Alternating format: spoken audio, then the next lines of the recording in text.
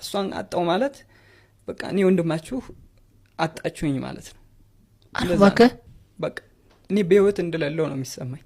ባንቺ የምተማመነው በውቅያኖስና በጠፈር መካከል ካለው አድማስ ድንጋይ ከተጠጋ ሰው በላይ ያንቺን መጠጊያነት መካበታለሁ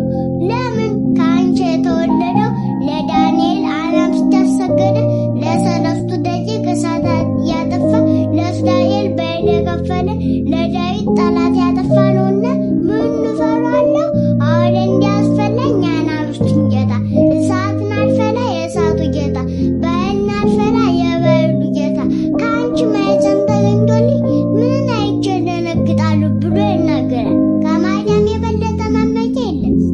ስለዚህ ሰማይ መች ቢሆን